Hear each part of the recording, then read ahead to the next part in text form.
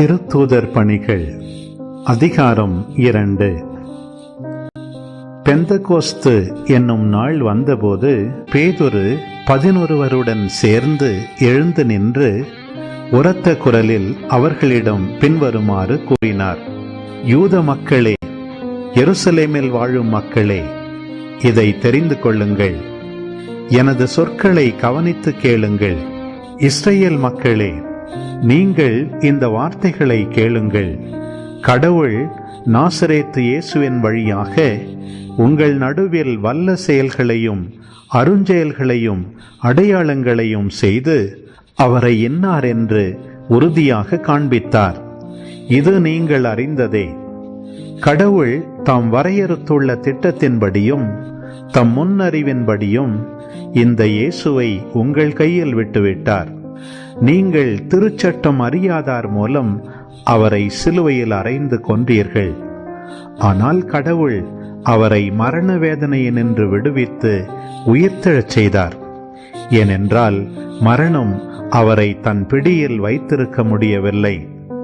தாவீது அவரை குறித்து கூறியது, நான் ஆண்டவரை எப்போதும் என் கண்முன் வைத்துள்ளேன். அவர் என் வலப்பக்கம் உள்ளார். எனவே நான் அசைவுறேன். இதனால் என் இதயம் பேருவகை கொள்கின்றது. என் நா மகிழ்ச்சியால் நிறைந்துள்ளது. என் உடலும் எதிர்பார்ப்பில் நிலைத்திருக்கும். ஏனென்றால் என்னை பாதாளத்திடம் ஒப்புவிக்க மாட்டீர். உம் தூயவனை படுகுழியை காணவிட மாட்டீர். வாழ்வின் வழியை நான் அறியச் செய்வீர். உமது முன்னிலையில் எனக்கு நிறைவான மகிழ்ச்சி உண்டு.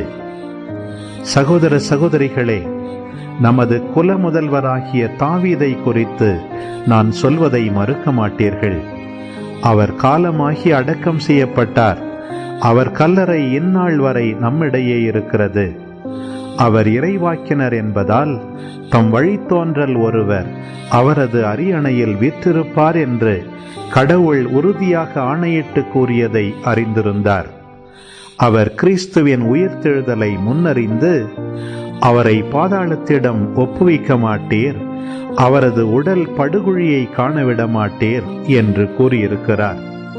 கடவுள் இந்த இயேசுவை உயிர்த்தெழச் செய்தார். இதற்கு நாங்கள் அனைவரும் சாட்சிகள். அவர் கடவுளின் வலப்பக்கத்துக்கு உயர்த்தப்பட்டு வாக்களிக்கப்பட்ட தூய ஆவியை தம் தந்தையிடமிருந்து பெற்று பொழிந்தருளினார். நீங்கள் காண்பதும் கேட்பதும் இதுதான்.